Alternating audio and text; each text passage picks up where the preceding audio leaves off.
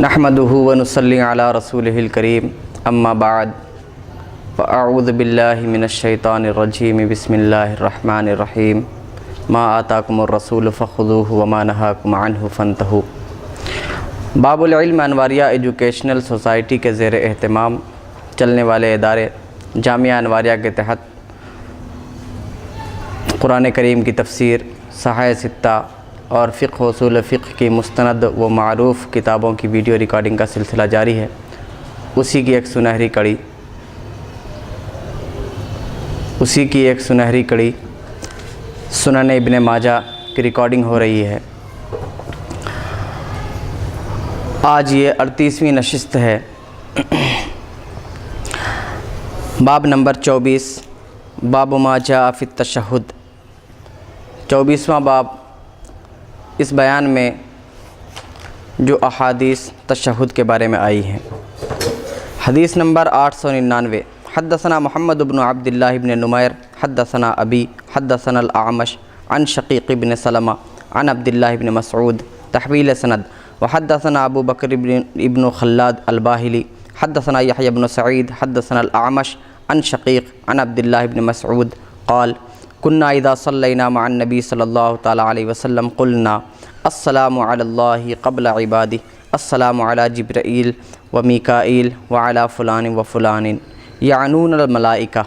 فسمعنا رسول اللہ صلی اللہ تعالی علیہ وسلم فقال لا تقولوا السلام علی اللہ فإن اللہ هو السلام، فإذا جلستم فقولوا التحیات للہ والصلوات والطیبات، السلام علیک ایہا النبی ورحمۃ اللہ وبرکاتہ، السلام علینا وعلی عباد اللہ الصالحین،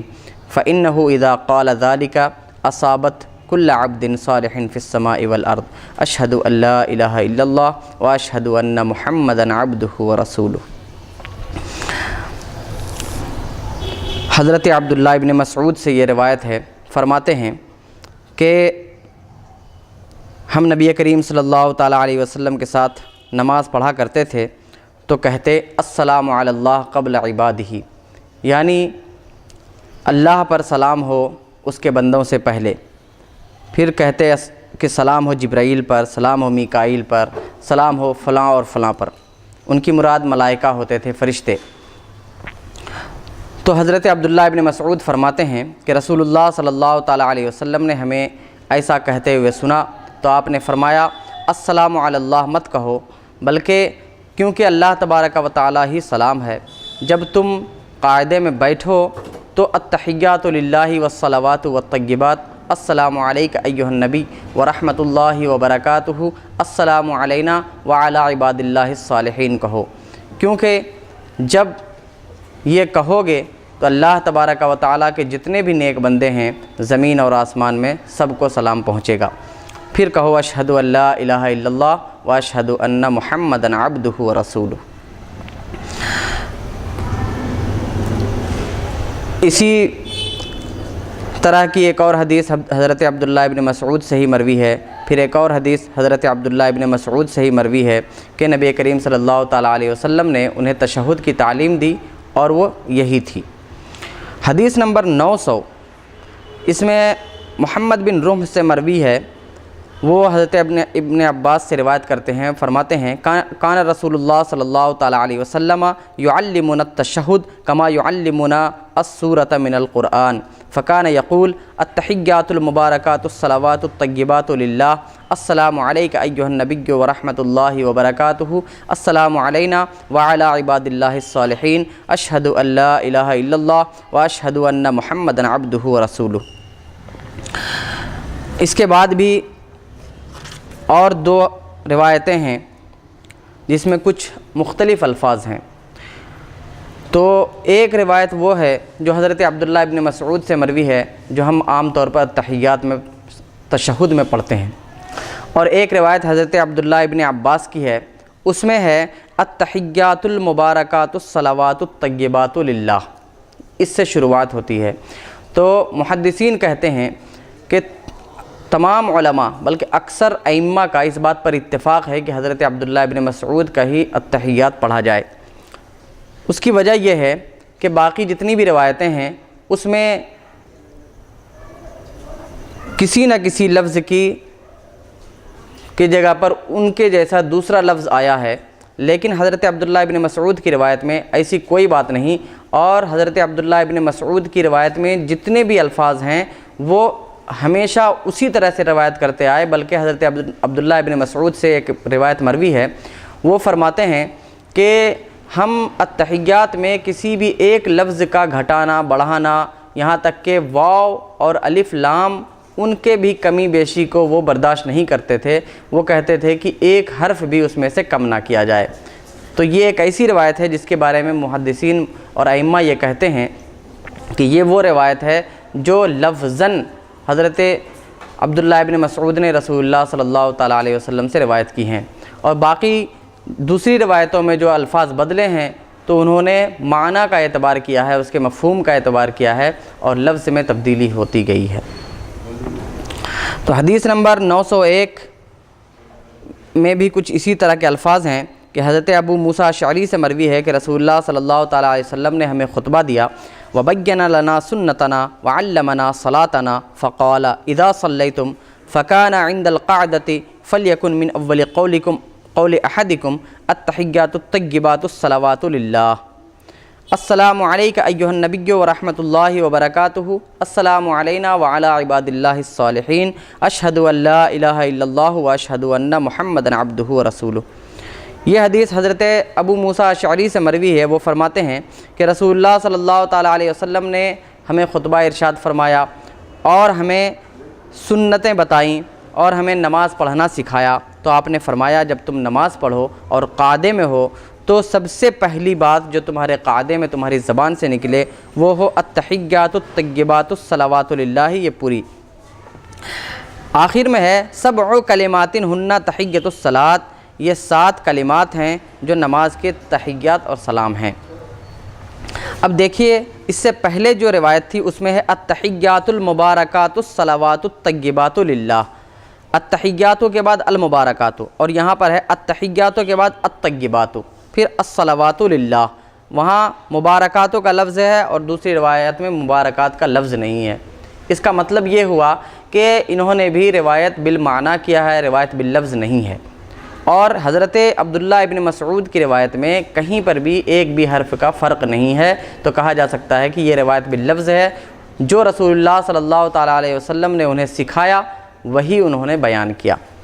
خود حضرت عبداللہ ابن مسعود فرماتے ہیں کہ رسول اللہ صلی اللہ تعالیٰ علیہ وسلم ہمیں تشہد کی ایسی ہی تعلیم دیا کرتے تھے جیسے کہ قرآن کی سورتوں کو سکھایا کرتے تھے۔ جس طرح قرآن کی سورت میں کسی طرح کا کوئی حرف نہیں بدلا جاتا، کسی طرح کی کوئی تبدیلی نہیں کی جاتی، اسی طرح تشہد میں بھی حضرت عبداللہ ابن مسعود نے تبدیلی گوارا نہ کیا۔ حدیث نمبر 902 میں ہے حدثنا محمد بن زیاد حدثنا المعتمر بن سلیمان تحویل سند، وحدثنا یحیی بن حکیم حدثنا محمد بن بکر قال حدثنا ایمن بن نابل حدثنا ابو الزبیر عن جابر بن عبداللہ قال کان رسول اللہ صلی اللہ تعالی علیہ وسلم يعلمنا التشہد کما يعلمنا السورة من القرآن، بسم اللہ وباللہ التحیات للہ والصلوات والطیبات للہ، السلام علیک ایھا النبی ورحمۃ اللہ وبرکاتہ، السلام علینا وعلی عباد اللہ الصالحین، اشہد ان لا الہ الا اللہ واشہد ان محمدا عبدہ ورسولہ، اسأل اللہ الجنہ واعوذ باللہ من النار۔ یہ حضرت عبداللہ ابن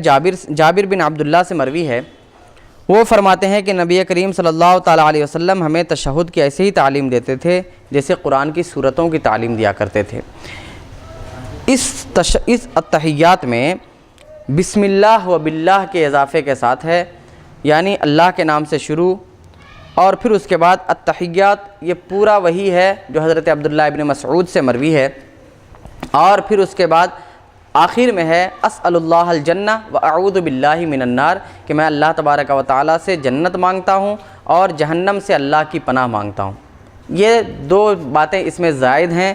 تو حضرت عبداللہ ابن مسعود اس بارے میں یہ فرماتے ہیں کہ جس کو وہ دیکھتے بسم اللہ پڑھتے ہوئے التحیات سے پہلے تو وہ کہتے کہ کیا ابھی نماز شروع ہو رہی ہے جو ہم بسم اللہ پڑھیں، یا یہ قرآن کی کوئی آیت نہیں؟ تو اس میں رسول اللہ صلی اللہ تعالیٰ علیہ وسلم نے ہمیں بسم اللہ کی تعلیم نہیں دی ہے، یہاں پر ہم ڈائریکٹ التحیاتوں سے ہی شروع کریں گے۔ یہ ہو گیا بیان کہ تشہد میں ہم کیا پڑھیں۔ اب اس کے بعد باب نمبر 25 ہے باب الصلاۃ علی النبی صلی اللہ تعالیٰ علیہ وسلم، کہ نبی کریم صلی اللہ تعالیٰ علیہ وسلم پر نماز میں صلاۃ بھیجنے کا بیان۔ اس سے پہلے ہم نے جو تشہد میں پڑھا وہ تھا السلام علیک ایھا النبی، کہ اے نبی آپ پر سلام ہو، درود و سلام ہو۔ اب تشہد میں تو سلام ہوا، تو اس کے بعد رسول پر صلاۃ بھیجنا ہے کہ نہیں، اس بارے میں بیان۔ تو حدثنا ابو بکر ابن ابی شیبہ حدثنا خالد بن مخلد تحویل سند، وحدثنا محمد بن المثنى حدثنا ابو عامر قال انبأنا عبد الله بن جعفر عن يزيد بن الهاد عن عبد الله بن خباب عن ابي سعيد الخدري قال قلنا يا رسول الله هذا السلام عليك قد عرفناه فكيف الصلاة؟ قال قولوا اللهم صل على محمد عبدك ورسولك كما صليت على إبراهيم وبارك على محمد وعلى آل محمد كما باركت على إبراهيم۔ حضرت ابو سعید خدری سے مروی ہے، فرماتے ہیں کہ ہم نے عرض کی یا رسول اللہ یہ تو آپ پر سلام ہے جو ہم نے جان لیا، یعنی تشہد کی جب تعلیم دی گئی انہیں تو انہوں نے فرمایا کہ یہ تو آپ پر سلام ہے جو ہم نے جان لیا تشہد میں، فکیف الصلاۃ، آپ پر صلاۃ اور درود کیسے بھیجیں نماز کے اندر؟ تو آپ نے فرمایا کہ بولو اللہم صلی علی محمد عبدک ورسولک، اے اللہ تو صلاۃ بھیج اپنے محمد پر جو تیرا بندہ اور تیرا رسول ہے، جیسا کہ تو نے صلاۃ بھیجا ابراہیم پر، وبارک علی محمد وعلی آل محمد، اور برکتیں نازل فرما محمد پر اور ان کی آل پر، جیسا کہ تو نے ابراہیم علیہ السلام اور ان کی آل پر برکتیں نازل فرمائی۔ حدیث نمبر 904 حدثنا علی بن محمد حدثنا وکیع حدثنا شعبہ تحویل سند، وحدثنا محمد بن بشار حدثنا عبد الرحمن بن مہدی ومحمد بن جعفر قال حدثنا شعبۃ عن الحکم قال سمعت ابن ابی لیلى قال لقینی کعب بن عجزہ فقال الا اہدی لک ہدیہ خرج علینا رسول اللہ صلی اللہ تعالیٰ علیہ وسلم فقلنا قد عرفنا السلام علیک قد عرفنا السلام علیک فکیف الصلاۃ علیک؟ فقال قولوا اللہم صل علی محمد وعلی آل محمد کما صلیت علی ابراہیم انک حمید مجید اللہم بارک علی محمد وعلی آل محمد کما بارکت علی ابراہیم انک حمید مجید۔ حکم سے مروی ہے، کہتے ہیں کہ میں نے ابن ابو لیلہ کو کہتے ہوئے سنا کہ مجھ سے کعب بن عجزہ سے ملاقات ہوئی تو آپ نے فرمایا کیا میں تمہیں ایک تحفہ نہ دوں؟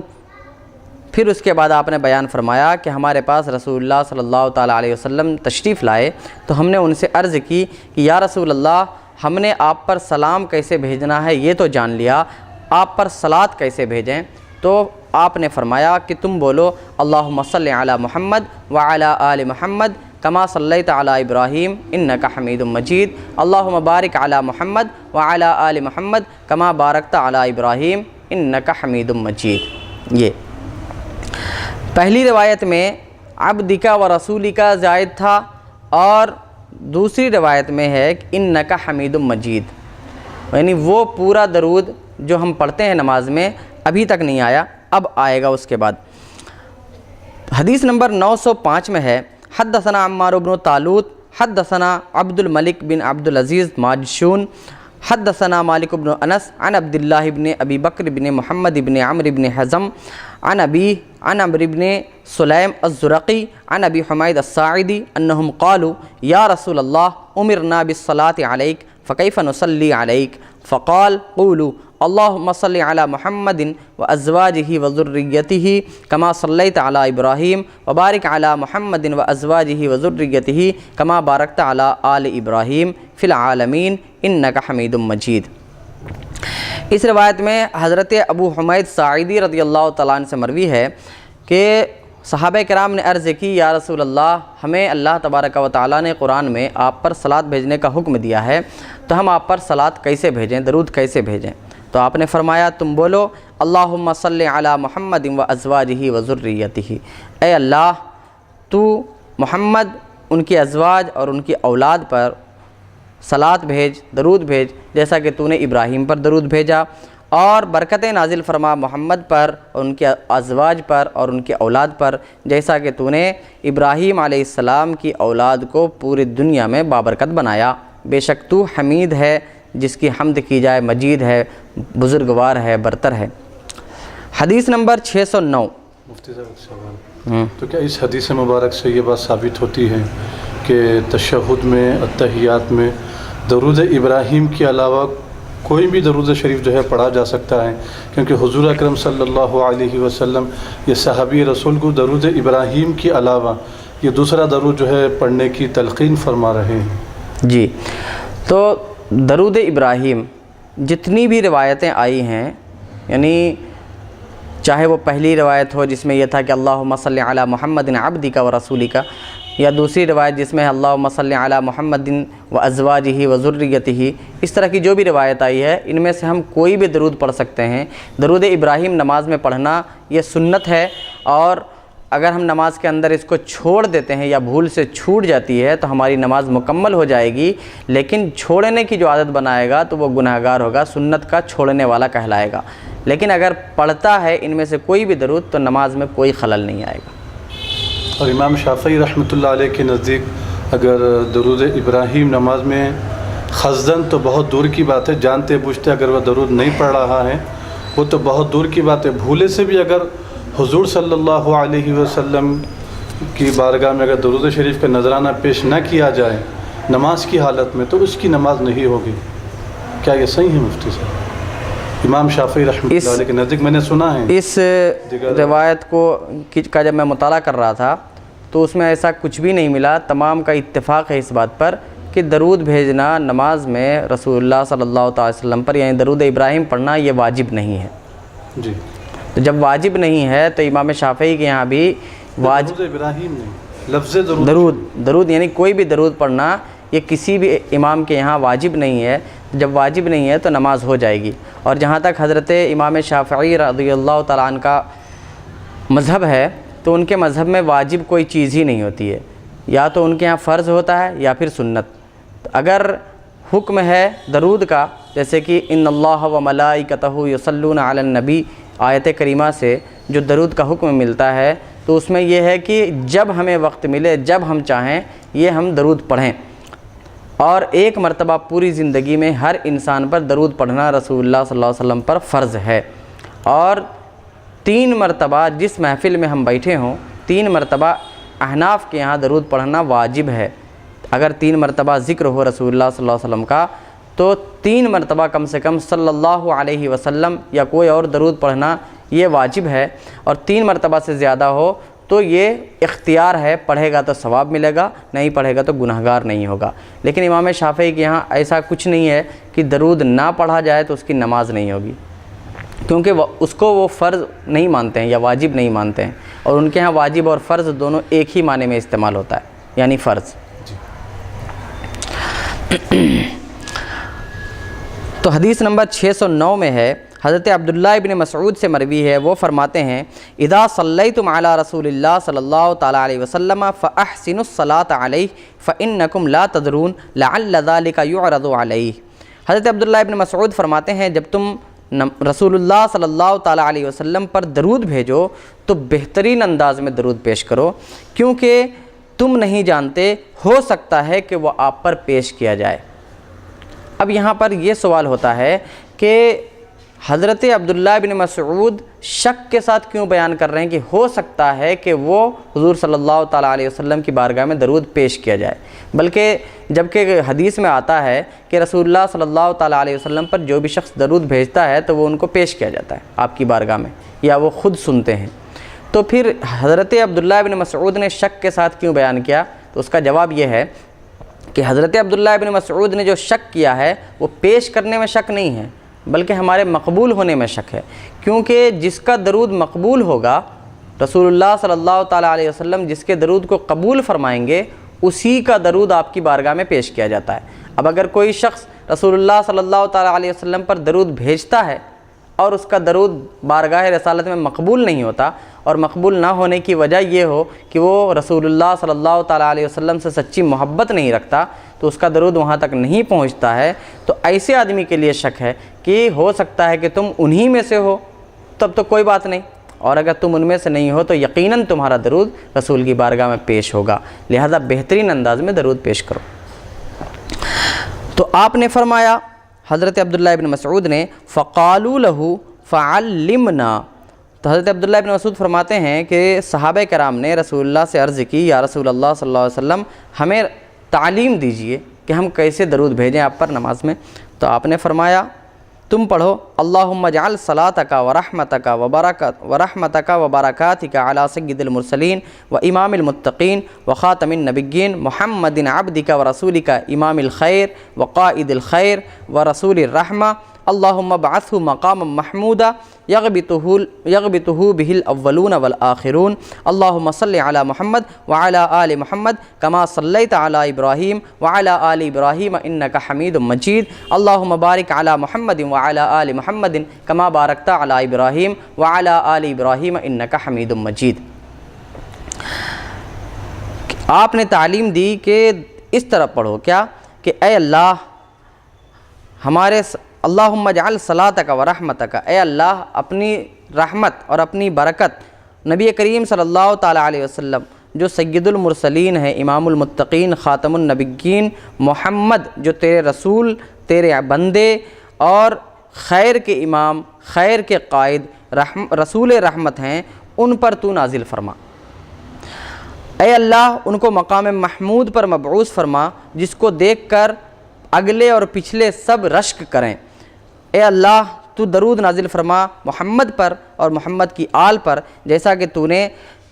رحمت نازل فرمائی اپنے ابراہیم پر اور ابراہیم کے آل پر، بے شک تو ہی حمید اور مجید ہے۔ اے اللہ برکتیں نازل فرما محمد پر اور محمد کی آل پر، جیسا کہ تو نے برکتیں نازل فرمائی یا مبارک بنایا ابراہیم کو اور ابراہیم کی آل کو، بے شک تو حمید اور مجید ہے، یعنی بے شک تو ہی وہ ہے جس کی حمد کی جائے، بے شک تو ہی بزرگ و بالا ہے۔ یہ حدیث نمبر 906 میں وہ پورا درود ہے جو ہم نماز کی حالت میں درود ابراہیم کے نام پر پڑھتے ہیں۔ حدثنا بکر بن خلف ابو بشر حدثنا خالد بن الحارث عن شعبہ عن عاصم بن عبید اللہ قال سمعت عبد اللہ بن عامر ابن ربیعہ عن ابیہ عن النبی صلی اللہ تعالی علیہ وسلم قال ما من مسلم یصلی علی الا صلت علیہ الملائکہ ما صلی علی فلیقل العبد من ذلک او لیکثر۔ حضرت عبداللہ ابن عامر بن ربیعہ سے حضرت عاصم بن عبداللہ نے سنا کہ وہ روایت کرتے ہیں اپنے والد سے، وہ نبی کریم صلی اللہ تعالیٰ علیہ وسلم سے روایت کرتے ہیں کہ نبی کریم صلی اللہ تعالیٰ علیہ وسلم نے ارشاد فرمایا کہ جو بھی مسلمان مجھ پر درود بھیجتا ہے تو ملائکہ بھی اس پر درود بھیجتے ہیں جیسا کہ اس نے بھیجا، یعنی جس طرح ایک بندہ مومن رسول اللہ صلی اللہ تعالیٰ علیہ وسلم پر درود بھیجتا ہے تو ملائکہ اور فرشتے بھی اس بندہ مومن کے لیے دعا کرتے ہیں۔ درود جو ہے صلاۃ، یہ صلاۃ کا معنی ہوتا ہے جب اللہ تبارک و تعالیٰ صلاۃ بھیجے تو اس کا معنی ہوتا ہے رحمت، جب فرشتے صلاۃ بھیجیں تو اس کا مطلب ہوتا ہے استغفار۔ تو لہذا اگر فرشتے ہمارے اوپر صلاۃ بھیجتے ہیں تو اس کا مطلب یہ ہوگا کہ فرشتے ہمارے لیے اللہ تبارک و تعالیٰ سے مغفرت کی دعا کرتے ہیں، یا اللہ اس بندے کو بخش دے۔ اسی لیے دوسری روایتوں میں آتا ہے کہ جو بندہ مجھ پر ایک مرتبہ درود بھیجتا ہے اللہ تبارک و تعالیٰ اس پر 10 رحمتیں نازل فرماتا ہے، 10 برکتیں نازل فرماتا ہے اور اس کے 10 گناہ معاف فرماتا ہے۔ تو یہ ہے رسول اللہ صلی اللہ تعالیٰ علیہ وسلم پر درود بھیجنے کی فضیلت۔ ایک سوال ہے اس میں، تو اب چاہے بندہ، یہ بندے کے اختیار میں ہے، وہ چاہے تو درود کم بھیجے یا درود زیادہ بھیجے۔ یہ رسول اللہ صلی اللہ علیہ وسلم فرما رہے ہیں کہ بندہ اگر کم درود بھیجے گا تو اس کا نقصان ہے، اور اگر زیادہ درود بھیجے گا تو اس کا فائدہ ہے، وہ جیسا بھیجنا چاہے اس کی مرضی۔ جی ارشاد۔ جی کہ بعض واعظین مقررین اپنے بیانات میں اور تقاریروں میں یہ جو ہے بولتے ہیں کہ اللہ نماز نہیں پڑھتا، اللہ روزہ نہیں رکھتا، اللہ زکوٰۃ نہیں دیتا، اللہ حج نہیں کرتا، لیکن اپنے پیارے نبی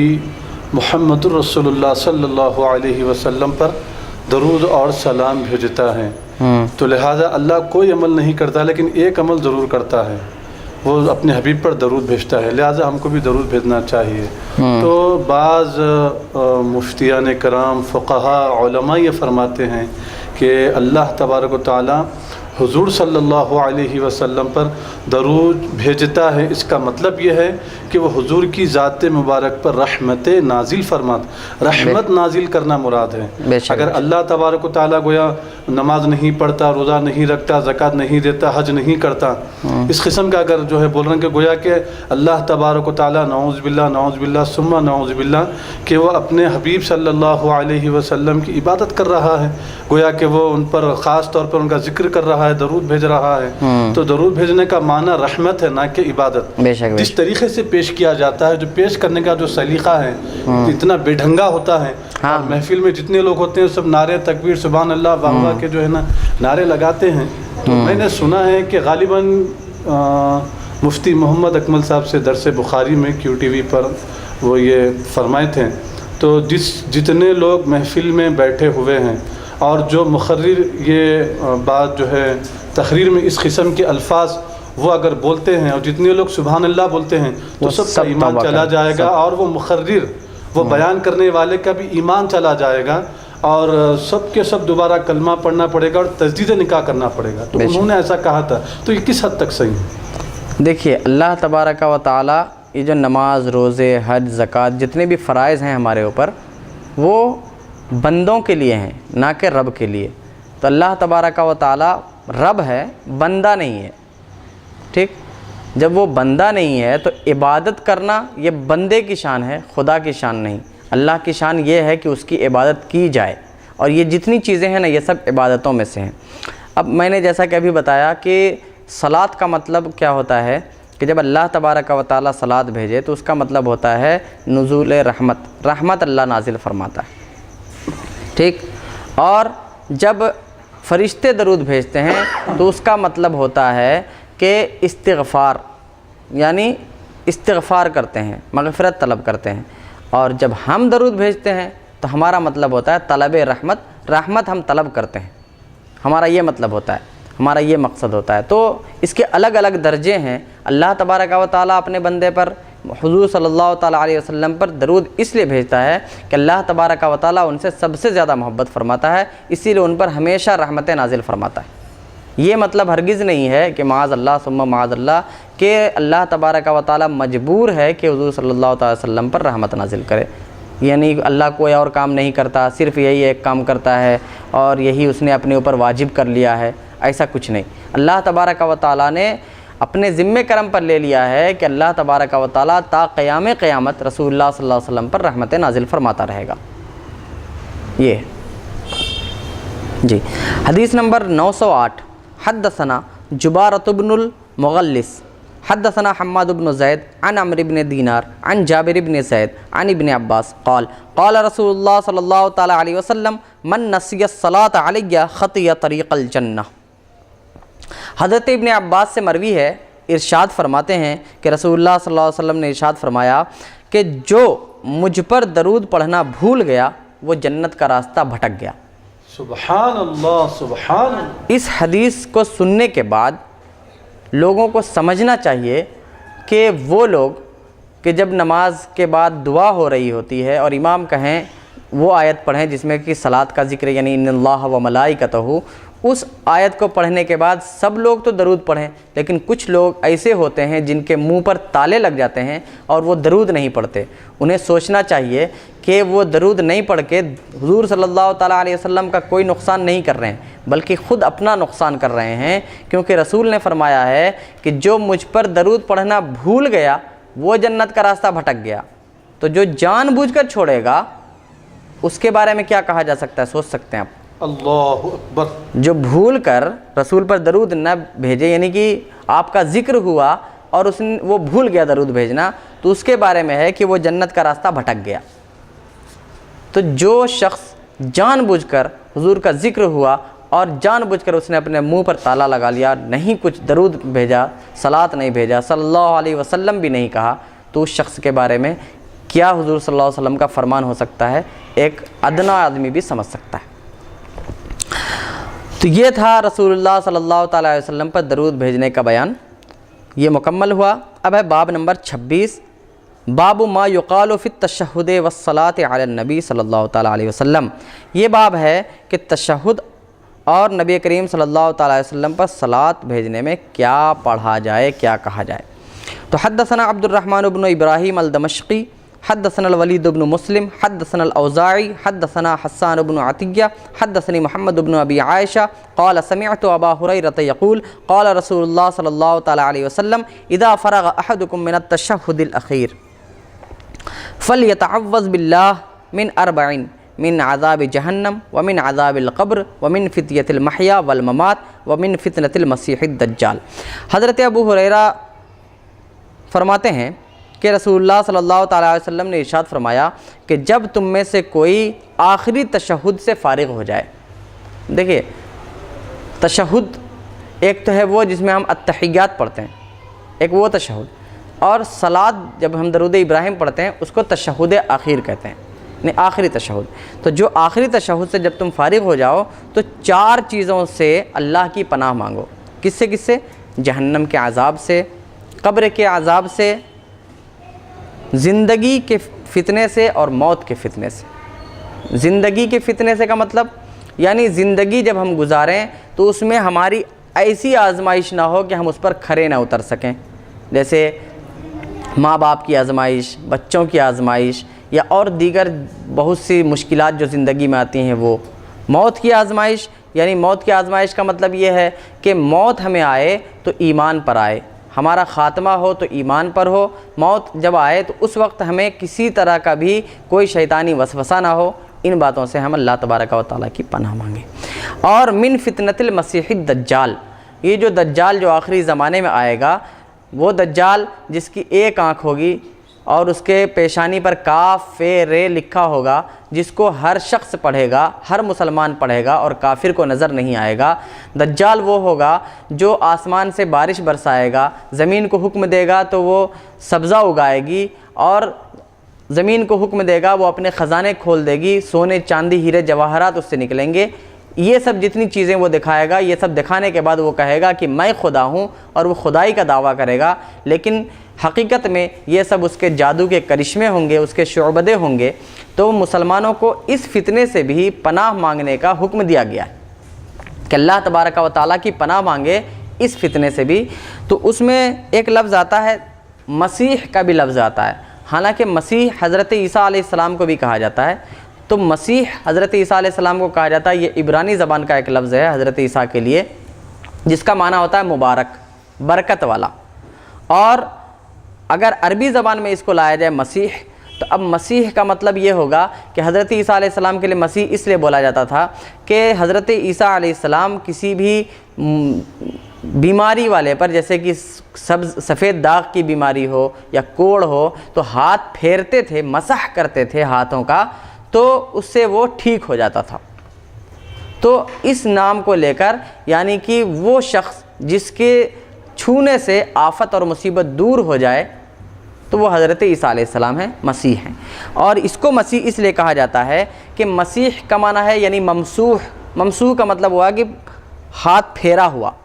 ہاتھ پھیرا ہوا کی طرح کیا کہ اس کی ایک آنکھ ہوگی اور دوسری آنکھ ایسی ہوگی جیسے کہ ہاتھ اس پر پھیر دیا اور کچھ بھی نہیں ہے وہاں پر، اسی لیے اس کو بھی مسیح کہا جاتا ہے۔ یعنی وہ جو مسیح دجال ہوگا تو وہ دوسرے معنی میں مسیح ہوگا، حضرت عیسیٰ جس معنی میں مسیح ہیں اس معنی میں نہیں، بلکہ اس کا مطلب یہ ہوگا کہ اس کے وہاں پر ایسا پھیر دیا گیا ہے اور اس کی ایک آنکھ دکھتی نہیں ہے، صرف ایک آنکھ ہے۔ اور دوسری آنکھ کیسی ہوگی تو اس کے بارے میں حدیث میں آتا ہے کہ دوسری آنکھ کی جگہ پر ایک ایسا ناخن کی طرح نکلا ہوا ہوگا، یا کچھ حدیث میں آتا ہے کہ گوشت کا ٹکڑا ہوگا اور کچھ نہیں، اس کو دوسری آنکھ سے دکھائی نہیں دے گا۔ اور سب سے بڑی دلیل اس کے خدا نہ ہونے کی یہی ہوگی کہ ہمارا رب کانا نہیں ہے، جس کو کنڈا بولتے ہیں۔ ہمارا رب جو ہے وہ کانا اور کنڈا نہیں ہے، اس کی ایک آنکھ نہیں ہے۔ اور مسیح یعنی مسیح دجال جو اپنے خدا ہونے کا دعویٰ کرے گا، اس کی ایک آنکھ ہوگی۔ اور ہمارا رب عیب سے پاک ہے، اور ایک آنکھ ہونا انسان کے اندر یہ عیب ہے، اور ہمارا رب ایسا نہیں ہو سکتا کہ انسان سے بھی کم ہو اس کی طاقت، اس لیے کہ ایک آنکھ سے جتنا نظر آتا ہے دونوں ملا کر اس سے زیادہ نظر آتا ہے۔ بہرحال تو اس حدیث میں رسول اللہ صلی اللہ تعالی وسلم نے ہمیں ایک اور دعا پڑھنے کا حکم دیا نماز کے بعد، جس میں یہ ہے کہ ان سب چیزوں سے پناہ مانگی جائے۔ حدیث نمبر 910، حدثنا یوسف بن موسیٰ القطان حدثنا جریر عن الاعمش عن ابی صالح عن ابی ہریرہ قال قال رسول اللہ صلی اللہ تعالی علیہ وسلم لرجل ما تقول فی الصلاۃ قال اتشہد ثم اسأل اللہ الجنہ واعوذ بہ من النار اما واللہ ما احسن دندنتک ولا دندنت معاذ فقال حولها ندندن۔ حضرت ابو ہریرہ سے مروی ہے کہ رسول اللہ صلی اللہ تعالیٰ علیہ وسلم نے ایک شخص سے دریافت فرمایا، پوچھا کہ تم نماز میں کیا پڑھتے ہو؟ تو اس نے کہا کہ میں تشہد پڑھتا ہوں، پھر اللہ تبارک و تعالیٰ سے جنت مانگتا ہوں اور جہنم سے اس کی پناہ مانگتا ہوں۔ تو رسول اللہ نے فرمایا، خدا کی قسم ما احسنو دندنتک ولا دندنت معاذ، تمہارا دندنا اس کو بولتے ہیں بنبناہٹ، جیسے مکھی جب بولتے بن ایسی آواز آتی ہے نا، اس کو دندنا بولتے ہیں۔ یعنی کوئی انسان جب آہستہ پڑھتا ہے تو ایک پڑھنے کی آواز آتی ہے، ایک آواز جو آتی ہے تو اس کو بولتے ہیں دندنا، یعنی بھنبھناہٹ۔ تو اس کو رسول اللہ صلی اللہ علیہ وسلم نے فرمایا کہ تمہاری بھنبھناہٹ کتنی اچھی ہے، اور معاذ کی بھنبھناہٹ۔ تو معاذ کی اور اس میں فرق یہ ہے کہ حضرت معاذ جو تھے وہ زیادہ تیز آواز سے پڑھتے تھے، یعنی جب سلو بھی پڑھتے تھے تو ان کی آواز سنائی دیتی تھی بغل والے کو، تھوڑا دور بھی بیٹھا ہے تو اس کو سنائی دیتی تھی، اور ان کی آواز جو تھی تھوڑی کم تھی۔ تو رسول اللہ نے فرمایا حولہا ندندن، ہم ان دونوں کے درمیان پڑھتے ہیں، ہم ان دونوں کے درمیان آواز سے پڑھتے ہیں، نہ بہت زیادہ تیز آواز سے نہ بہت زیادہ سلو کہ کچھ بھی سنائی نہ دے، ہلکی ہلکی بھنبھناہٹ کی آواز آئے، بلکہ دونوں کے درمیان رہے۔ یہ تو اب اس سے ایک بات کا اشارہ ہمیں ملا کہ نماز میں ہم کوئی بھی چیز پڑھیں اور وہ سر میں پڑھا جائے، آہستہ پڑھی جا رہی ہو، تو کم سے کم اتنی آواز ہو کہ اس کو ہم خود سن رہے ہوں اور سمجھ رہے ہوں، اتنی آواز کے ساتھ پڑھنا ضروری ہے۔ بہت سے لوگوں کو دیکھتے ہیں کہ نماز جب وہ پڑھتے ہیں تو ہاتھ باندھے ہوئے ہیں اور ان کے ہونٹ بھی بند ہیں، اور اس کے بعد رکوع میں چلے جاتے ہیں، سمجھ میں نہیں آتا کہ انہوں نے پڑھا کیا۔ وہ دل میں بہت سے لوگ پڑھ لیتے ہیں اور زبان ہلتی ہی نہیں ہے، ایسا اگر کرتے ہیں تو ان کی نماز نہیں ہوئی، کیونکہ نماز میں قراءت واجب ہے، یعنی پڑھنا واجب ہے، اور عربی زبان میں قراءت کہتے ہیں کہ جو زبان سے نکلے اور کانوں تک پہنچے کم سے کم، اس کو بولتے ہیں پڑھنا، اس کو بولتے ہیں قراءت۔ اگر آپ نے اپنے کانوں سے ہی اپنے پڑھے ہوئے کو نہیں سنا تو نماز نہیں ہوئی، لہذا کم سے کم اتنی آواز میں ضرور پڑھا جائے کہ سنائی دے۔ خواہ وہ قراءت سری ہو یا جہری، ہاں جہری میں تو خیر آواز آتی ہی، جہری میں کم سے کم اتنا زور سے ہو کہ پیچھے کے 2 صف والے سنیں، امام کے بعد جو 2 صف ہے تو دوسری صف کے بعد جو تیسری صف ہے وہاں تک آواز جائے۔ تو یہ امام کے لیے اتنی آواز میں پڑھنا ضروری ہے، یعنی جو جہری آواز سے امامت اگر کوئی کر رہا ہے تو کم سے کم اتنی آواز کے ساتھ اس کو کرنا ضروری ہے کہ تیسری صف تک اس کی آواز پہنچے جہری میں، اور سری ہے تو کم سے کم اپنے کان تک، اور زیادہ سے زیادہ دوسری صف تک، زیادہ سے زیادہ دوسری صف تک، یعنی پہلی صف والا بھی سن رہا ہے اگر آہستہ والے میں تو وہ بھی سر میں ہی رہے گا، جہر نہیں رہے گا۔ باب نمبر 27، باب الاشارۃ فی التشہد، یہ بیان ہے تشہد میں جو انگلی اٹھا کر اشارہ کرنا ہے، اشہد ان لا الہ الا اللہ، اس کا بیان۔ تو اس کا میں پہلے خلاصہ بیان کر دوں کہ انگلی اٹھا کر اشارہ کرنے میں کئی طریقے ہیں۔ ایک طریقہ تو یہ ہے کہ ہاتھوں کو ایسے موڑ کر اس کے حلقہ بنایا جائے، اور پھر اس کے بعد اس شہادت کی انگلی کو اٹھا کر اشہد ان لا الہ بولتے الا اللہ بولنے سے پہلے گرا دیا جائے اور کھول دیا جائے، ایک یہ طریقہ۔ دوسرا طریقہ یہ ہے کہ بند ہی نہ کیا جائے، ڈائریکٹ اشہد ان لا الہ کے وقت جب کہیں تو یہ انگلی اٹھا دیں اور اس کے بعد گرا دیں۔ لیکن احناف کے یہاں بہتر یہی ہے، اور حدیث سے بھی ایسے ہی کچھ ثابت ہے، کہ دونوں انگلیوں کو ملایا جائے، انگوٹھے کو اور بیچ والی انگلی کو ملا لیا جائے اور شہادت کی انگلی کو اٹھا دیا جائے، یہی ہے۔ اور جب لا الہ کہیں تو اٹھائیں، اور الا اللہ کہتے کہتے گرا دیں اس کو، کیونکہ لا الہ کا مطلب نہیں ہے کوئی معبود، اور یہ اشارہ بھی اس بات کی طرف ہے کہ نہیں ہے کوئی معبود۔ الا اللہ کہا تو مگر اللہ ہے معبود، یعنی کوئی معبود نہیں اللہ کے علاوہ۔ تو اس میں کل 3 حدیثیں ہیں۔ پہلی حدیث حضرت ابو بکر بن ابو شیبہ سے مروی ہے، وہ کہتے ہیں ہم سے حدیث بیان کی وکیع نے، وہ عصام بن قدامہ سے روایت کرتے ہیں، وہ مالک بن نمیر خزاعی سے، وہ اپنے والد سے، وہ کہتے ہیں کہ میں نے رسول اللہ صلی اللہ تعالیٰ علیہ وسلم کو دیکھا کہ وہ اپنا دایاں ہاتھ دائیں ران پر رکھے ہوئے ہیں نماز میں، دایاں ہاتھ داہنی ران پر، ران جانگ جس کو بولتے ہیں، ران پر رکھے ہوئے ہیں، اور ران کہاں سے شروع ہوتا ہے؟ جہاں سے گھٹنا ختم ہوتا ہے اس کے بعد کے حصے کو ران بولتے ہیں، لہذا گھٹنے پر ہاتھ نہیں رکھ سکتے ہیں تشہد میں جب ہم بیٹھے ہوں، ران پر رکھے ہوئے ہیں، وَيُشِيرُ بِإِصْبَعِهِ اور اپنی انگلی سے اشارہ فرما رہے ہیں، یہ دیکھا۔ دوسری حدیث نمبر 912، حدثنا علی بن محمد حدثنا عبداللہ بن ادریس عن عاصم بن کلیب عن ابیہ عن وائل بن حجر قال رأیت النبی صلی اللہ تعالی علیہ وسلم قد حلق الابہام والوسطى ورفع التي تلیہما یدعو بها فی التشہد۔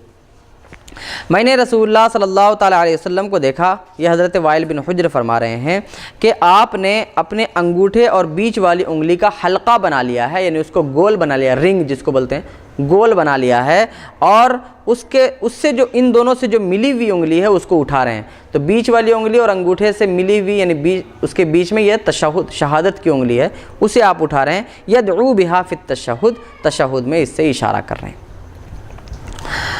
حدیث نمبر 913 ہے، حدثنا محمد بن یحییٰ والحسن بن علی واسحاق بن منصور قالوا حدثنا عبد الرزاق حدثنا معمر عن عبید اللہ عن نافع عن ابن عمر ان النبی صلی اللہ تعالی علیہ وسلم كان اذا جلس في الصلاة وضع يديه على ركبتيه ورفع اصبعه اليمنى التي تلي الابهام فيدعو بها واليسرى على ركبتيه باسطها عليها۔ حضرت نافع سے مروی ہے، وہ حضرت ابن عمر عبداللہ ابن عمر سے روایت کرتے ہیں کہ نبی کریم صلی اللہ تعالیٰ علیہ وسلم جب نماز میں بیٹھتے تو اپنے دونوں ہاتھوں کو اپنے رکبتین پر رکھتے، یعنی کہ گھٹنے کے اوپر رکھتے، گھٹنے کے اوپر، گھٹنے پر نہیں، گھٹنے سے اوپر رکھتے، وَرَفَعَ إِصْبَعَهُ الْيُمْنَى اور اپنے داہنے ہاتھ کی اس انگلی کو اٹھاتے جو انگوٹھے سے ملی ہوئی ہے، جو انگوٹھے کے بازو والی ہے، یعنی وہی شہادت کی انگلی، فَيَدْعُو بِهَا تو اس سے اشارہ کرتے، وَالْيُسْرَى عَلَى رُكْبَتِهِ اور جو بایاں ہاتھ ہے یعنی لیفٹ ہینڈ جو ہے وہ ان کے گھٹنے کے اوپر ہی رہتا، گھٹنے کے اوپر، باسطہا علیہا رسول اللہ صلی اللہ علیہ وسلم اس کو یعنی اس بائیں ہاتھ کو اس کے اوپر بچھائے ہوئے رہتے، یعنی اس کو موڑتے نہیں، بچھا کے ہی رکھتے تھے۔ حدیث یہ باب ہے 28واں، باب التسلیم، سلام پھیرنے کا بیان، کہ نماز میں سلام کیسے پھیرا جائے اس کا بیان، اور نماز میں سلام کہیں تو کیا لفظ استعمال کریں، اور 1 مرتبہ سلام پڑھا جائے یا 2 مرتبہ سلام کہا جائے اس کا بیان ہے۔ کہ ایک روایت اس میں ایسی آئے گی جس میں یہ ہے کہ رسول اللہ صلی اللہ تعالیٰ علیہ وسلم نے السلام علیکم ورحمۃ اللہ کہا، اور ہاں تمام روایتوں میں یہی ہے کہ رسول اللہ صلی اللہ تعالیٰ علیہ وسلم نے السلام علیکم ورحمۃ اللہ کہا، اور پہلے دائیں طرف پھر بائیں طرف کہا، اور وہ اس طرح دیکھیے۔ حضرت عبداللہ بن نمیر سے مروی ہے، وہ کہتے ہیں ہم سے حدیث بیان کی عمر بن عبید نے، وہ روایت کرتے ہیں ابو اسحاق سے، وہ ابن الاحوص سے، وہ عبداللہ سے، ان رسول اللہ صلی اللہ تعالیٰ علیہ وسلم کان یسلم عن یمینہ وعن شمالہ حتی یرا بیاض خدہ السلام علیکم ورحمۃ اللہ۔ حضرت عبداللہ سے مروی ہے کہ رسول اللہ صلی اللہ تعالیٰ علیہ وسلم اپنے دائیں اور بائیں سلام پھیرتے تھے، یہاں تک کہ آپ کے رخسار کی سفیدی نظر آتی تھی، یعنی آپ جب ایسا پھیرتے تھے تو داڑھی شریف کے بعد جو یہ رخسار ہے یہ بھی دکھائی دیتا تھا پیچھے صف والے کو، ایسے جب ایسے کریں گے تو پیچھے والے کو یہ حصہ نظر آتا، تو وہ نظر آتا تھا، اور آپ پڑھتے السلام علیکم ورحمۃ اللہ۔ حدیث نمبر 915 ہے، حدثنا محمود بن غیلان حدثنا بشر بن السری عن مصعب ابن ثابت ابن عبداللہ ابن زبیر عن اسماعیل ابن محمد ابن سعد ابن ابی وقاص عن عامر ابن سعد عن ابی ان رسول اللہ صلی اللہ علیہ وسلم کان یسلم عن یمینہ وعن یسارہ، کہ محمد بن سعد بن ابی وقاص سے روایت ہے، وہ عامر بن سعد سے، وہ عامر اپنے والد حضرت سعد سے روایت کرتے ہیں کہ رسول اللہ صلی اللہ تعالیٰ علیہ وسلم دائیں اور بائیں سلام پھیرا کرتے تھے۔ حدیث نمبر 916، حدثنا علی بن محمد حدثنا یحییٰ بن آدم حدثنا ابو بکر بن عیاش عن ابی اسحاق عن صلۃ بن زفر عن عمار بن یاسر قال كان رسول اللہ صلی اللہ تعالیٰ علیہ وسلم یسلم عن یمینہ وعن یسارہ حتی یرا بیاض خدہ السلام علیکم ورحمۃ اللہ، السلام علیکم ورحمۃ اللہ۔ حضرت عمار بن یاسر سے مروی ہے، فرماتے ہیں کہ رسول اللہ صلی اللہ تعالیٰ علیہ وسلم دائیں اور بائیں، رائٹ پھر لیفٹ، سلام پھیرا کرتے تھے، یہاں تک کہ آپ کے رخسار کی سفیدی نظر آتی تھی اور یہ کہتے تھے السلام علیکم ورحمۃ اللہ، السلام علیکم ورحمۃ اللہ۔ حدیث نمبر 917، حدثنا عبداللہ بن عامر بن زرارہ حدثنا ابو بکر بن عیاش عن ابی اسحاق عن یزید بن ابی مریم عن ابی موسیٰ قال صلی بنا علی یوم الجمل صلاۃ ذکرنا صلاۃ رسول اللہ صلی اللہ تعالی وسلم فاما ان نکون نسیناہا واما ان نکون ترکناہا فسلم علی یمینہ وعلی شمالہ۔ حضرت ابو موسیٰ سے مروی ہے، فرماتے ہیں کہ یوم جمل میں یعنی جنگ جمل کے موقع پر حضرت علی نے ہمیں نماز پڑھائی، ایسی نماز جس نے ہمیں رسول اللہ صلی اللہ علیہ وسلم کی نماز کی یاد دلا دی، یا تو ہم اسے بھول چکے تھے یا ہم نے اسے چھوڑ دیا تھا، ایسا پڑھنا۔ تو آپ نے دائیں طرف سلام پھیرا، پھر بائیں طرف سلام پھیرا۔ تو ان تمام حدیثوں سے یہ ثابت ہوا کہ سلام دونوں طرف پھیریں گے۔ مذہب حنفی اس بارے میں یہ ہے کہ کم سے کم ایک بار سلام لفظ السلام بولنا یہ واجب ہے، اور دونوں طرف کرنا یہ سنت رسول صلی اللہ تعالیٰ علیہ وسلم ہے۔ تو اگر کوئی شخص ایک مرتبہ السلام علیکم خالی کہتا ہے تو وہ نماز سے نکل جائے گا، لیکن سنت کا ترک کرنے والا ہوگا، گناہ گار ہوگا۔ اس لیے کہ سلام جو ہے یہ نماز سے نکلنے کے لیے ہے، نماز ختم کرنے کے لیے ہے سلام ایسا۔ اور جب نماز سے ختم کرنے کا ہم نے ایک فعل کر لیا تو ہماری نماز تو ہو گئی، لیکن جو رسول اللہ صلی اللہ علیہ وسلم سے دونوں طرف سلام پھیرنا ثابت ہے وہ ہم نے نہیں کیا، تو یہ گناہ گار ہوں گے سنت کو چھوڑنے کی وجہ سے۔ تو اس میں ایک لفظ آیا تھا یوم جمل، یہ حضرت علی اور حضرت عائشہ صدیقہ رضی اللہ تعالیٰ عنہ کے درمیان ایک جنگ ہوئی تھی، اور یہ جنگ اس بارے میں تھی کہ حضرت عثمان رضی اللہ تعالیٰ عنہ کو کچھ لوگوں نے، جو باغیوں نے جو شہید کیا تھا، حضرت عائشہ حضرت عثمان کا قصاص چاہتی تھیں، اور چونکہ حضرت علی ہی خلیفہ تھے تو ان سے ہی قصاص کا مطالبہ تھا۔ اب اس بات یہ ہو گئی کہ حضرت عائشہ قصاص چاہ رہی ہیں اور حضرت علی ان لوگوں کو ڈھونڈ نہیں پا رہے تھے جن سے قصاص لینا تھا، تو اسی بات کو لے کر دونوں کے درمیان ایک جنگ ہوئی تھی۔ اس جنگ میں حضرت عائشہ اونٹ پر سوار تھیں، اور عربی زبان میں اونٹ کو جمل کہا جاتا ہے، اسی لیے اس جنگ کا ہی نام پڑ گیا جنگ جمل۔ باب نمبر 29، باب من یسلم تسلیمۃ واحدہ، یہ باب ہے اس کے بارے میں جو ایک ہی سلام پھیرے۔ حدثنا ابو مصعب المدینی احمد بن ابی بکر حدثنا عبد المہیمن ابن عباس ابن سہل ابن سعد الساعدی عن ابیہ عن جدہ ان رسول اللہ صلی اللہ تعالی وسلم سلم تسلیمۃ واحدۃ تلقاء وجہہ، کہ حضرت ابو سعد الساعدی سے مروی ہے کہ رسول اللہ صلی اللہ تعالی وسلم نے ایک مرتبہ سلام پھیرا اپنے چہرے کے سامنے، یعنی سامنے چہرہ رکھتے ہوئے السلام علیکم ورحمۃ اللہ کہا، پھر اس کے بعد نماز ختم کی۔ یہ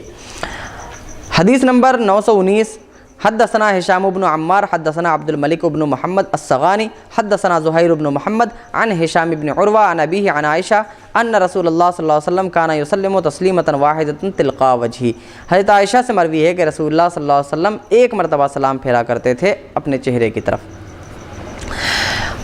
حدیث نمبر 920، حدثنا محمد بن حارث المصری حدثنا یحییٰ بن راشد عن یزید مولا سلمۃ عن سلمۃ بن الاکوع قال رأیت رسول اللہ صلی اللہ علیہ وسلم صلی فسلم مرۃ واحدہ، کہ میں نے رسول اللہ صلی اللہ علیہ وسلم کو نماز پڑھتے ہوئے دیکھا تو انہوں نے ایک مرتبہ سلام پھیرا۔ تو اب رسول اللہ صلی اللہ تعالی وسلم نے ایک مرتبہ سلام پھیر کے نماز کو ختم کیا ہے، جس سے معلوم ہوا کہ کم سے کم ایک مرتبہ سلام پھیرنا تو واجب ہے۔ اگر دونوں مرتبہ سلام پھیرنا واجب ہوتا تو حضور صلی اللہ علیہ وسلم ہمیشہ دونوں طرف سلام پھیرتے. اسی لیے مذہب حنفی یہ ہے کہ ایک مرتبہ سلام پھیرنا یہ واجب اور دونوں طرف سلام پھیرنا یہ سنت ہے، تاکہ دونوں حدیثوں پر عمل ہو جائے اور دونوں حدیثوں کا محل اور دونوں حدیثیں اپنی جگہ صحیح ہیں. سبحان اللہ سبحان اللہ. باب نمبر 30 باب و رد السلام علی الامام. یہ باب ہے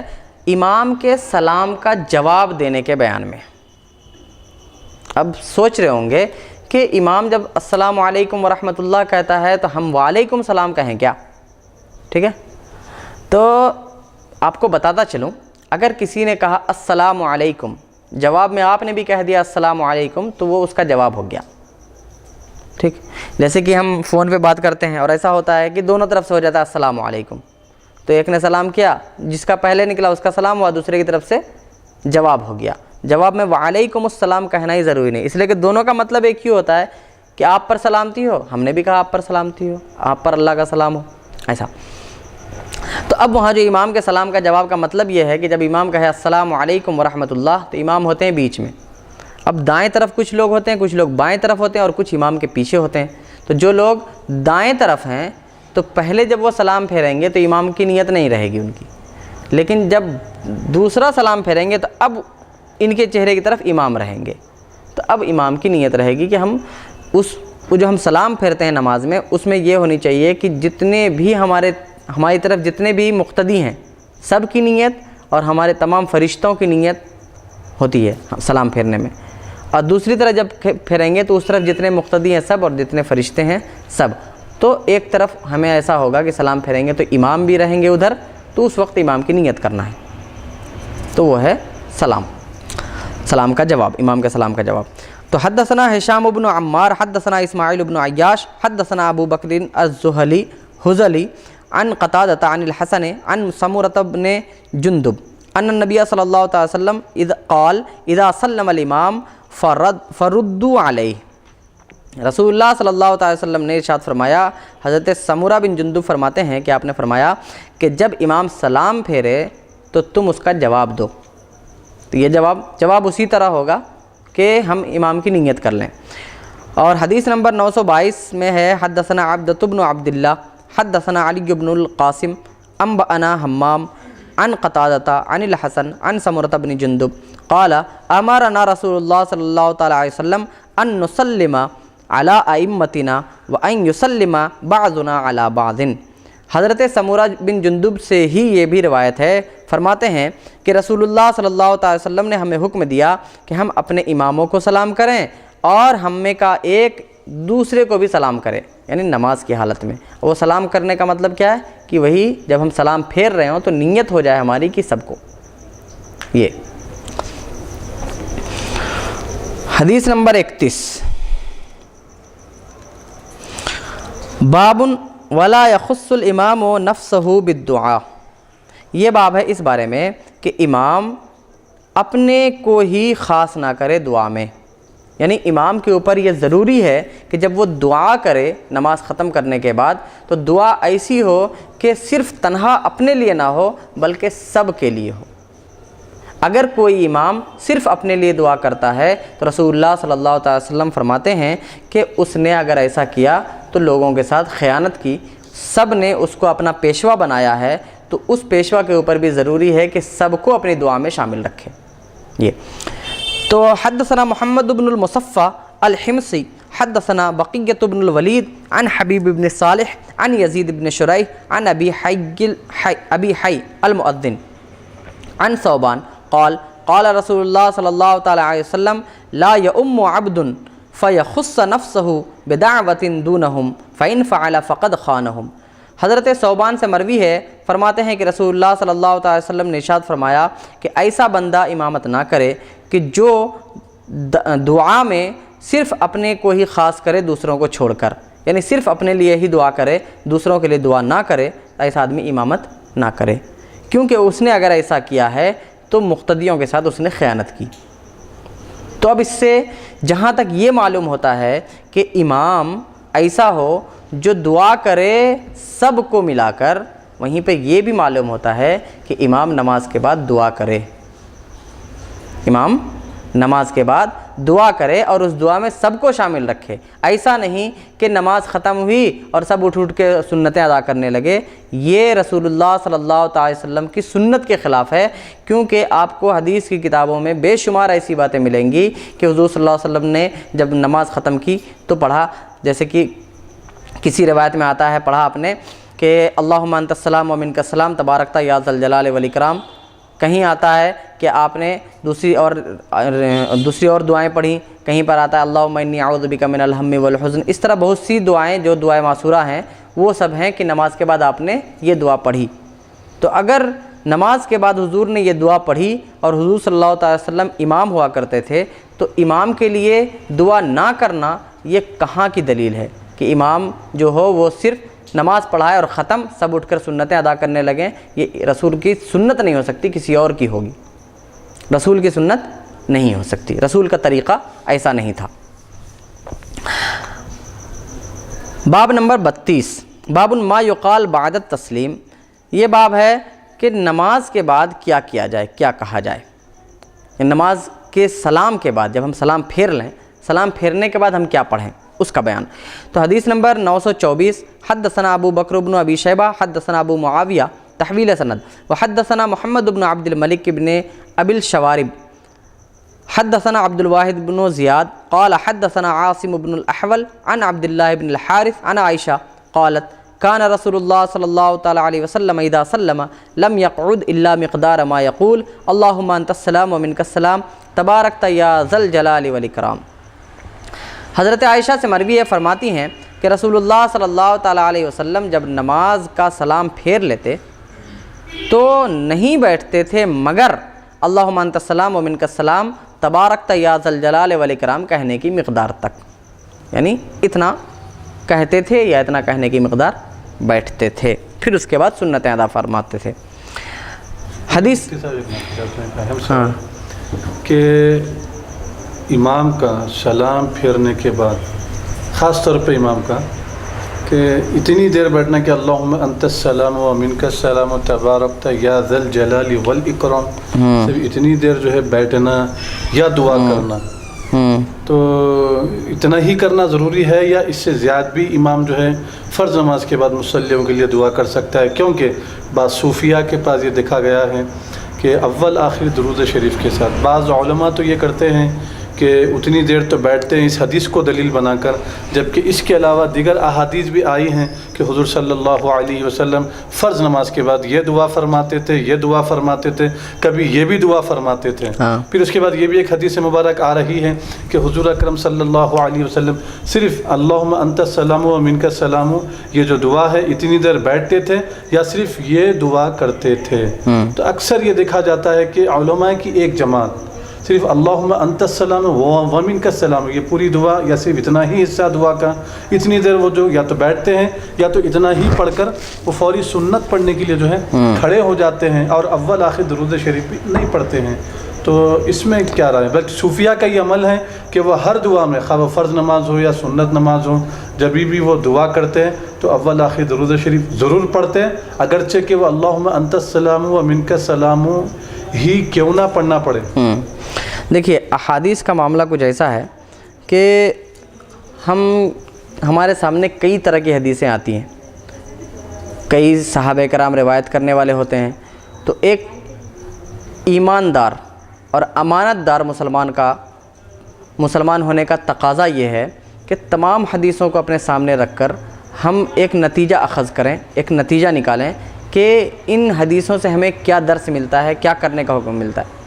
تو جب ہم اس بارے میں یعنی سلام کے بعد بیٹھنے کے بارے میں جو حدیث ہیں اس کو دیکھیں گے تو اس میں اتنا تو ملتا ہے کہ بہت زیادہ تاخیر نہ کی جائے فرض اور سنت کے درمیان،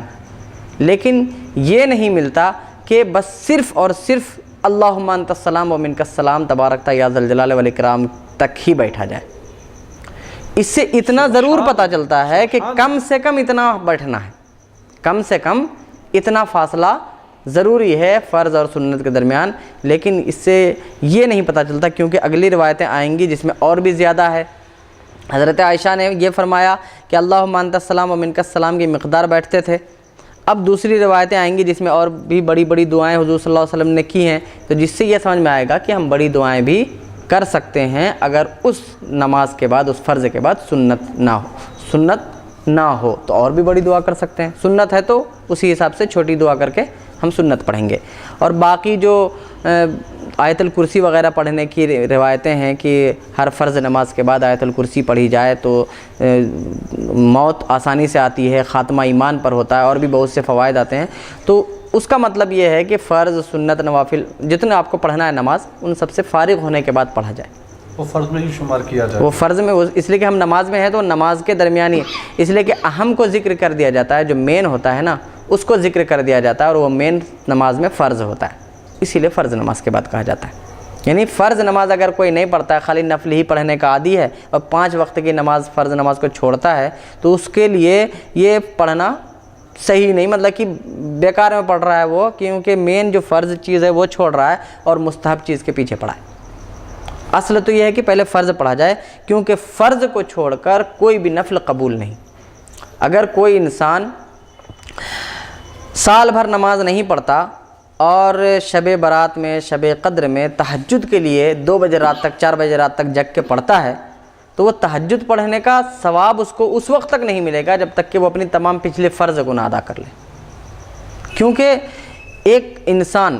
جو فرض کو تارک ہوگا، رسول اللہ صلی اللہ علیہ وسلم نے فرمایا ہے کہ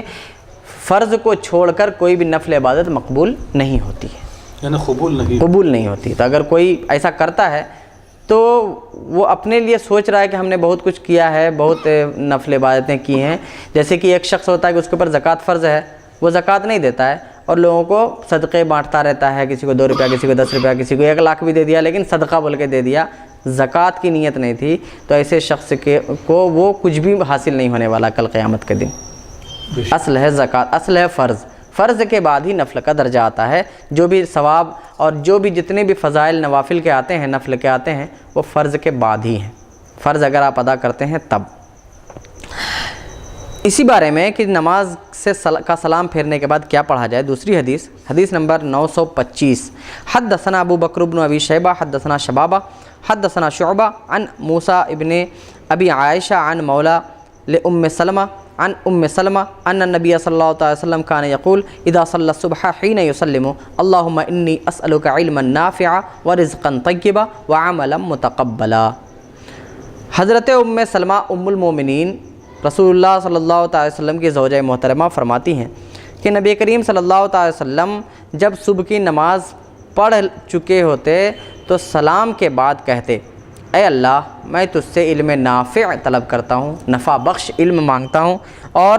طیب اور پاکیزہ رزق مانگتا ہوں، اور ایسا عمل جو قبول ہو اس کی دعا کرتا ہوں۔ یہ دوسری ایک دعا ہوئی، اور وہ صبح کی نماز کے بعد، فجر کی نماز کے بعد۔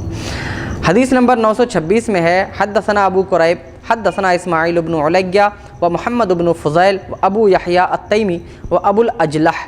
عن عطاء بن السائب عن ابی عن عبداللہ بن عمرو قال قال رسول اللہ صلی اللہ تعالی علیہ وسلم خصلتان لا يحصیہما رجل مسلم الا دخل الجنہ وہما یسیر ومن يعمل بہما قلیل یسبح اللہ فی دبر کل صلاۃ 10 ویکبر 10 ویحمد 10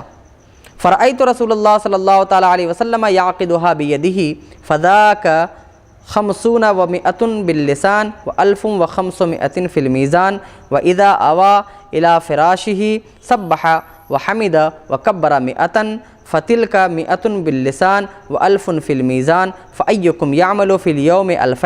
2500 سیئۃ قالوا وکیف لا یحصیہما قال یأتی احدکم الشیطان وهو فی الصلاة فیقول اذکر کذا وکذا حتی ینفک العبد لا یعقل ویأتیہ وهو فی مضجعہ فلا یزال ینومہ حتی ینام۔ اس پوری حدیث میں حضرت عبداللہ ابن عمرو سے مروی ہے، فرماتے ہیں رسول اللہ صلی اللہ علیہ وسلم نے ارشاد فرمایا کہ 2 خصلتیں ایسی ہیں کہ جو بھی مسلمان بندہ اس کا احاطہ کر لے گا، اس کی عادت لگا لے گا، تو وہ جنت میں جائے گا۔ اور وہ دونوں عادت بہت آسان ہے، لیکن اس پر عمل بہت کم لوگ کریں گے۔ اور وہ کیا ہے؟ تو آپ نے فرمایا کہ ہر نماز کے بعد ہر نماز کے بعد 10 مرتبہ صلات پڑھے، 10 مرتبہ تکبیر کہے، 10 مرتبہ تحمید کہے، حمد پڑھے، یعنی 10 مرتبہ اللہ اکبر، 10 مرتبہ الحمدللہ اور 10 مرتبہ کوئی درود صلی اللہ علیہ وسلم، اس طرح کچھ بھی۔ تو میں نے رسول اللہ صلی اللہ علیہ وسلم کو دیکھا کہ وہ اسے اپنے ہاتھوں پر گن رہے ہیں۔ حضور صلی اللہ علیہ وسلم کو نماز کے بعد ہاتھوں پر گنتے ہوئے پڑھتے ہوئے دیکھا۔ فرماتے ہیں رسول اللہ صلی اللہ علیہ وسلم یہ 50 ہیں، فضا کا 50 و مئۃ باللسان، تو یہ ٹوٹل زبان پر 150 ہیں، پڑھنے میں زبان پر 150 ہوں گے۔ 10 مرتبہ پڑھیں گے تو 30 مرتبہ ہوتا ہے، اور 30 کو 5 سے ضرب دے دو تو 5 تیا 15 یعنی 150، 5 وقت کی نماز میں 150، تو یہ زبان پر 150 ہیں، پڑھنے میں 150 ہیں، اور وہ 1500 فی المیزان، لیکن میزان میں یعنی نامہ اعمال جب تولا جائے گا میزان پر تو وہاں ہو جائے گا 1500 نیکیاں ملیں گی، یعنی ہر ایک پر 10 نیکی، ٹھیک۔ وَإِذَا آوَا إِلَى فِرَاشِهِ سَبَّحَ وَحَمِدَ وَكَبَّرَ مِئَةً، اور جب اپنے بستر پر آئے، ایک خصلت ہوئی وہ کہ ہر نماز کے بعد 10 مرتبہ درود پڑھے، 10 مرتبہ اللہ کی حمد بیان کرے، الحمدللہ کہے، 10 مرتبہ اللہ اکبر کہے۔ اور دوسری خصلت کے بارے میں بیان کر رہے ہیں کہ جب تم بستر پر جاؤ، سونے کے لیے جاؤ، تو سبحان اللہ، الحمدللہ اور اللہ اکبر کہو، تو سبحان اللہ 33 بار، الحمدللہ 33 بار اور اللہ اکبر 34 بار، یعنی 33 سبحان اللہ، 33 الحمدللہ اور 34 ٹائمز اللہ اکبر، یہ کل 100۔ تو اس کے بارے میں فرماتے ہیں یہ زبان پر 100 ہیں اور میزان پر 1000 ہیں۔ سبحان اللہ سبحان اللہ۔ تو اب مجھے یہیں پر ایک بات یہ کہنی ہے کہ جو شخص، رسول اللہ صلی اللہ علیہ وسلم نے فرمایا کہ جو بھی شخص ہر نماز کے بعد ایسا کرے گا، یعنی کہ 10 مرتبہ پڑھے گا، تب اس 10 مرتبہ پڑھنے میں اللہم انت السلام و منک السلام تبارکت یا ذی الجلال والاکرام سے زیادہ ٹائم لگے گا۔ تب اس کا مطلب کیا ہوا کہ ہم زیادہ بھی پڑھ سکتے ہیں نماز کے بعد، لیکن بہتر یہ ہے کہ جس نماز کے بعد سنت ہو تو اس میں ہم لاسٹ میں بھی پڑھ سکتے ہیں، وہی افضل ہے۔ سبحان اللہ۔ فَأَيُّكُمْ يَعْمَلُ فِي الْيَوْمِ 2500 سَيِّئَةٍ، تو اب حضور صلی اللہ علیہ وسلم فرما رہے ہیں ثواب کتنا ملا ہم کو؟ 1500، اور اس میں اور رات میں جب سوئیں گے تو 1000، دونوں ملا کے 2500 ثواب۔ تو آپ فرماتے ہیں تم میں سے کون ہے جو ایک دن میں 2500 گناہ کرے گا؟ 2500 گناہ کے کام کون کرے گا؟ اس لیے کہ ایک نیکی جب ہم کماتے ہیں نا تو ایک نیکی ایک گناہ کو دھو دیتی ہے، ایک نیکی ایک گناہ کو دھوتی ہے۔ تو حضور نے فرمایا کہ جب تم یہ پڑھو گے تو تم کو 2500 ثواب ملیں گے، 2500 نیکیاں ملیں گی۔ تو کیا تم دن بھر میں 2500 گناہ کرو گے؟ تو اس کا مطلب یہ ہوا کہ تمہاری نیکیاں تمہارے گناہوں پر بڑھ جائیں گی۔ اللہ اکبر۔ قالوا وکیف لا یحصیہما، اب صحابہ کرام نے دریافت کیا، پوچھا یا رسول اللہ کہ لوگ ان کو کیسے نہیں، ان کا احاطہ کیسے نہیں کر پائیں گے، کیوں نہیں پڑھ پائیں گے، یعنی وجہ کیا ہے؟ آپ نے فرمایا کہ آسان ہے پھر بھی اس پر عمل کم لوگ کریں گے، اس کی وجہ کیا ہے؟ تو اس کی وجہ حضور فرماتے ہیں یاتی احدکم الشیطان، تم میں سے ہر ایک کے پاس شیطان آئے گا، اور وہ درا حال ہے کہ تم نماز میں ہوگے، تو وہ کہے گا وہ جو تم فلاں جگہ گئے تھے وہ فلاں بات یاد کرو، اس طرح کہہ کے وہ تم کو بھٹکائے گا، ٹھیک۔ اور جب نماز ختم ہوگی تو تم فوراً اسی کام کے لیے آگے بڑھ جاؤ گے اور یہ چیز چھوڑ دو گے، جیسا کہ آج کچھ لوگ کرتے ہیں، سلام پھرتے ہی دوڑے بھاگ گئے، نہ دعا نہ درود نہ اور کچھ۔ تو یہ شیطان کی طرف سے ہوتا ہے، اللہ اور اس کے رسول کی طرف سے نہیں ہے۔ ایسے ہی حتیٰ ینفق العبد لا یعقل، یہاں تک کہ بندہ بھول جائے گا، یہاں تک کہ بندے کو کچھ سمجھ ہی نہیں آئے گا کہ اسے اور بھی کچھ پڑھنا تھا۔ وَيَأْتِهِ وَهُوَ فِي مَضْجِعِهِ، اور شیطان اس کے پاس آئے گا جب کہ وہ اپنے بستر پہ سونے جا رہا ہوگا، تو فَلَا يَزَالُ يُنَوِّمُهُ حَتَّى يَنَامَ، تو اس کو سلاتا رہے گا یہاں تک کہ وہ سو جائے گا، یعنی سونے کے ہی سپنے دکھاتا رہے گا اور وہ سو جائے گا اور وہ نہیں پڑھے گا۔ ایسے کم لوگ ہوں گے جو پڑھیں گے۔ تو امید ہے کہ اس حدیث کو سننے کے بعد ہر مسلمان کوشش یہ کرے گا کہ ہم جب سونے جائیں تو یہ دعا پڑھیں، یعنی سبحان اللہ 33 مرتبہ، الحمدللہ 33 مرتبہ اور اللہ اکبر 34 مرتبہ پڑھیں، تاکہ ہمیں دن بھر میں جو ہم نے گناہ کیے ہیں کم سے کم اس سے تو چھٹکارا مل جائے انشاءاللہ۔ حدیث نمبر 927، حدثنا الحسین بن الحسن المروزی حدثنا سفیان بن عیینہ عن بشر بن عاصم عن ابیہ عن ابی ذر قال قیل للنبی صلی اللہ علیہ وسلم وربما قال سفیان قلت یا رسول اللہ ذهب اہل الاموال والدثور بالاجر یقولون کما نقول وینفقون ولا ننفق قال لی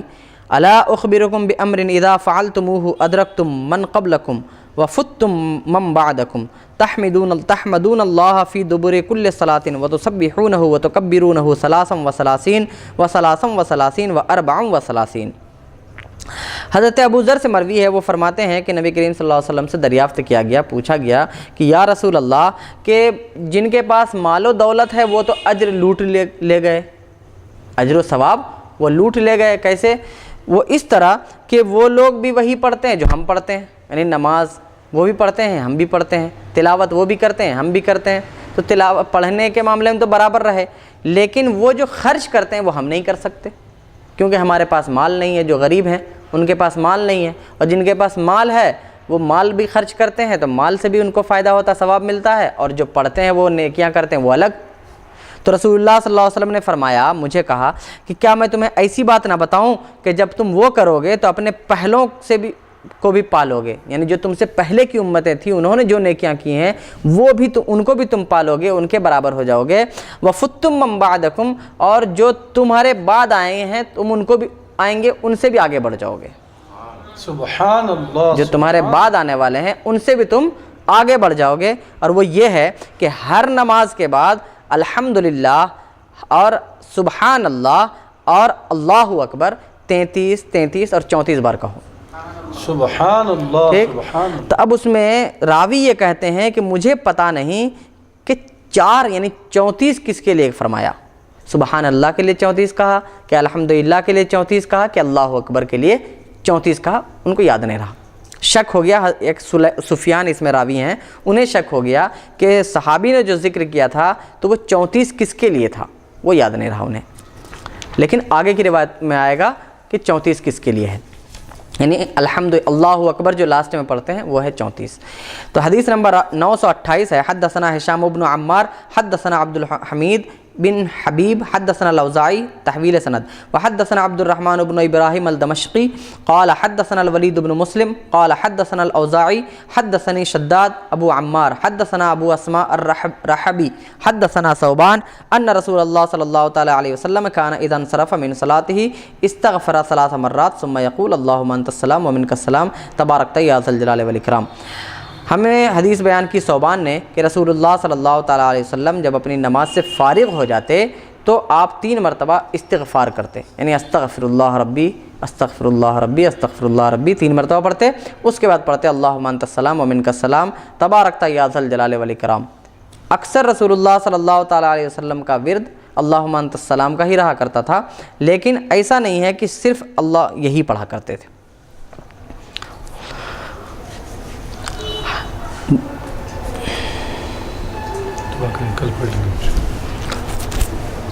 اللہم صلی علی سیدنا شفیعنا حبیبنا مولانا محمد وبارک وسلم صلاۃ و سلام علیک یا رسول اللہ صلی اللہ تعالیٰ علیہ وسلم۔